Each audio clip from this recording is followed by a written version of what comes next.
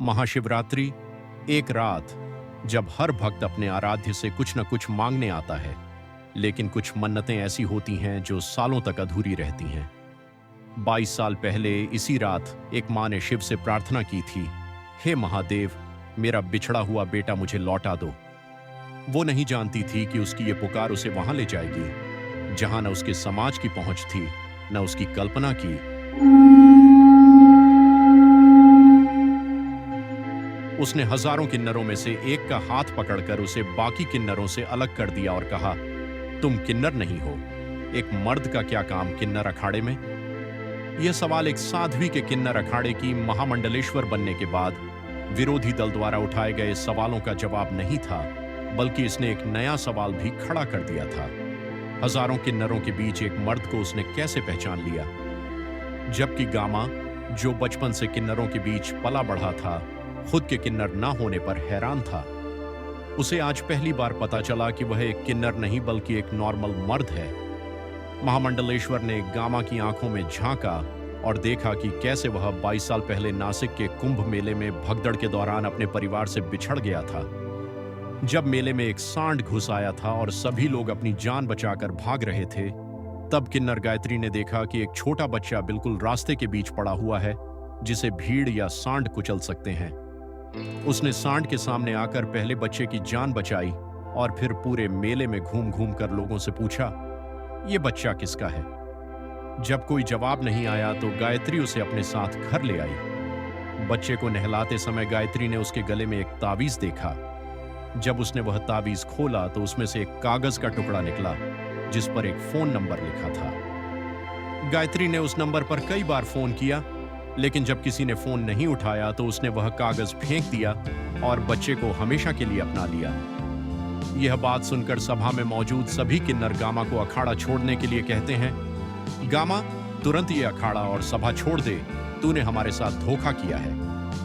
यह सुनकर गामा की आंखों से आंसू टपकने लगते हैं। उसे यकीन नहीं हो रहा कि एक ही पल में यह सब क्या हो गया। जिन्हें उसने बचपन से मौसी, खाला, बुआ माना, वे सभी एक साथ उसके सामने खड़े हैं और उसे अखाड़ा छोड़कर जाने के लिए कह रहे हैं। लेकिन गायत्री, जो हमेशा गामा की मां की तरह रही, आगे बढ़ती है और सिर झुकाकर कहती है, इसमें गामा की कोई गलती नहीं है। गामा हमेशा किन्नरों के साथ एक परिवार की तरह रहा है। उसने हमेशा अपने किन्नर धर्म का पालन किया है। मैं अपने बेटे को अच्छे से जानती हूँ। तभी एक किन्नर जोर से विरोध करते हुए कहता है, लेकिन गामा किन्नर नहीं है, उसे अभी के अभी अखाड़ा छोड़ना होगा। गायत्री अपने बेटे गामा की ओर देखते हुए कहती है, वह कहां जाएगा, यही उसका घर है। महामंडलेश्वर दोनों किन्नरों को शांत कराते हुए अपनी आंखें बंद करती है और फिर खोलकर कहती है, जो कागज का टुकड़ा 22 साल पहले गायत्री ने फेंक दिया था, वह उड़कर देवी मां की मूर्ति के नीचे चला गया था। वह फोन नंबर आज भी देवी मां की मूर्ति के नीचे पैरों में सुरक्षित है। यह सुनकर विरोधी दल के एक नेता का इशारा मिलते ही एक टीम वह कागज लाने के लिए नासिक के लिए निकल जाती है। गामा रोते हुए कहता है, मैं अपने असली माँ बाप के पास नहीं जाना चाहता। मैं किन्नर अखाड़े में रहने के लिए कुछ भी करने के लिए तैयार हूं। महामंडलेश्वर एक बार फिर अपनी आंखें बंद कर लेती है और कहती है, लेकिन उस मां का क्या, जो पिछले 22 साल से एक कुंभ से दूसरे कुंभ भटक रही है, इस उम्मीद में कि ईश्वर ने अगर बेटा कुंभ में लिया है तो कुंभ में ही वह उसे वापस करेगा। इस पर साधु आश्चर्य से पूछते हैं, क्या गामा की मां इस कुंभ में भी आई है? महामंडलेश्वर आंखें बंद करके ध्यान लगाती है और फिर कहती है, हाँ, वह पातालपुरी मंदिर के अक्षयवट के नीचे खड़ी है। अखाध्य का एक किन्नर तुरंत मंदिर परिसर से निकलकर अक्षयवट जाता है और गामा की मां को लेकर सभा में पहुंचता है। गामा की मां सभा में आकर पूरी कहानी सुनाती है कि कैसे 22 साल पहले उसने अपना बच्चा खो दिया था। उसकी बात सुनकर सभी हैरान रह जाते हैं, क्योंकि जो कहानी किन्नर गायत्री ने सुनाई थी, वही कहानी हूबहू इस अनजान औरत ने भी सुना दी, जो पिछले 22 सालों से अपने बेटे को ढूंढ रही है। विरोधियों के पास इस सच्चाई का कोई जवाब नहीं होता। इसी बीच नासिक गई टीम मोबाइल पर पुष्टि करती है कि महामंडलेश्वर ने जिस मूर्ति के नीचे से कागज मिलने की बात कही थी, वहां से सच में एक पुराना कागज मिला है। हालांकि वह काफी जर्जर हो चुका है और उस पर लिखा नंबर भी धुंधला हो गया है। यह सुनकर साधु संत खड़े होकर महामंडलेश्वर को आशीर्वाद देते हैं और कहते हैं, अब कागज की कोई जरूरत नहीं, सत्य खुद सामने आ चुका है। इस जवाब से महामंडलेश्वर के विरोधियों की जमीन खिसक जाती है। विरोधियों में से एक किन्नर नेता आगे आकर कहता है, हम जानना चाहते हैं कि महामंडलेश्वर ने गामा को कैसे पहचान लिया कि वह एक मर्द है, जबकि गामा हमारे साथ सालों से है और हम कभी यह बात नहीं जान सके। महामंडलेश्वर विरोधी नेताओं की तरफ देखकर कहती है, मुझे सिद्धि प्राप्त हो चुकी है। अगर मैं यह बता दूं कि मैंने कैसे जाना कि गामा एक मर्द है, तो यहाँ आए हुए कई अतिथि मर्दों को किन्नर अखाड़ा ज्वाइन करना पड़ सकता है। इसीलिए हमें उन्हीं बातों पर चर्चा करनी चाहिए जो किन्नर अखाड़े और समाज के लिए सही हो। रही बात गामा के किन्नर अखाड़े में रहने की, तो उसका फैसला अखाड़े की महारानी करेंगी। महारानी काफी गंभीर होकर फैसला देती है। वैसे तो भारतीय कानून सभी को अपनी मर्जी से किसी भी जेंडर को अपनाने की स्वतंत्रता देता है, जिसके लिए किसी भी तरह की सर्जरी की आवश्यकता नहीं है, लेकिन अखाड़े की भी अपनी परंपरा है। अगर आज हम एक मर्द को अखाड़े में रहने की अनुमति दे देंगे, तो हो सकता है कि कल किन्नर अखाड़ा सिर्फ नाम का ही रह जाए और इस पर मर्दों का अधिकार हो जाए। इसलिए अखाड़े की परंपरा और संस्कृति को बनाए रखने के लिए गामा चाहे तो सर्जरी कराकर अखाड़े में रह सकता है या अपनी मां के साथ जा सकता है। अंतिम फैसला गामा का ही होगा, उस पर किसी भी तरह की सर्जरी का दबाव नहीं है। गामा एक बार अपनी 22 साल पहले बिछड़ी मां को देखता है, जिसकी आंखों से लगातार आंसू बह रहे हैं। फिर वह अपनी किन्नर मां को देखता है, जिसने उसे 22 सालों से पाल पोस कर बड़ा किया है। गामा अपनी खोई हुई मां के पास जाता है और कहता है, मुझे माफ करना देवी, तूने मुझे 22 साल तक ढूंढा है। मैं इस जन्म में तो नहीं, लेकिन हाँ, अगले जन्म में वापस तेरे ही यहां पैदा होना चाहूंगा। इतना कहकर वह गायत्री के पास वापस लौट आता है।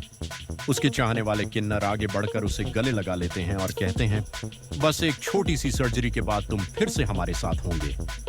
ठीक तभी परिसर में एक साधु दौड़ता हुआ आता है और बताता है, संगम नोज क्षेत्र में भगदड़ हो गई है। सभी महामहिम अपनी अपनी कुर्सी छोड़कर मदद के लिए घाट की तरफ निकल पड़ते हैं। विरोधियों में से एक नेता महामंडलेश्वर के पास आकर व्यंग्य करते हुए कहता है, आप यह बता सकती हैं कि एक महिला अक्षय वट के नीचे खड़ी है, लेकिन यह नहीं बता सकती हैं कि संगम घाट पर भगदड़ होने वाली है। इस पर महामंडलेश्वर शांत भाव से उत्तर देती है, भविष्य जानने का अधिकार केवल ईश्वर के पास है। मुझे जो ज्ञान प्राप्त हुआ है उसमें मैं केवल अतीत और वर्तमान देख सकती हूँ, भविष्य नहीं।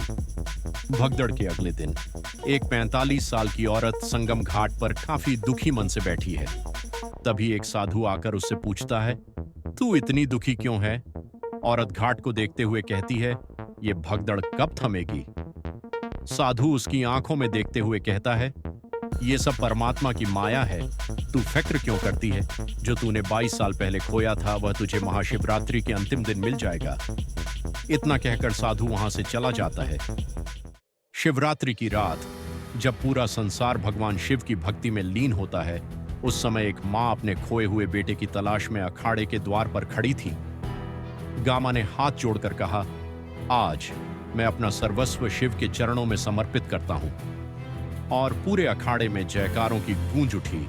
लेकिन तभी अचानक एक तेज हवा चली, शंखनाद होने लगे और पूरे अखाड़े में एक दिव्य प्रकाश फैल गया। तभी एक गूंजती हुई आवाज आई, गामा, मैं तेरी भक्ति से प्रसन्न हूं, लेकिन यहां मेरा सबसे बड़ा भक्त तू नहीं, बल्कि तेरी मां है, जो तुझे 22 सालों से हर कुंभ में ढूंढ रही है। शिव को तेरे त्याग की आवश्यकता नहीं, वे तुझसे वैसे ही प्रेम करते हैं जैसा तू है। लेकिन यहाँ लोग भक्ति में कम और पाखंड में अधिक डूबे हुए हैं।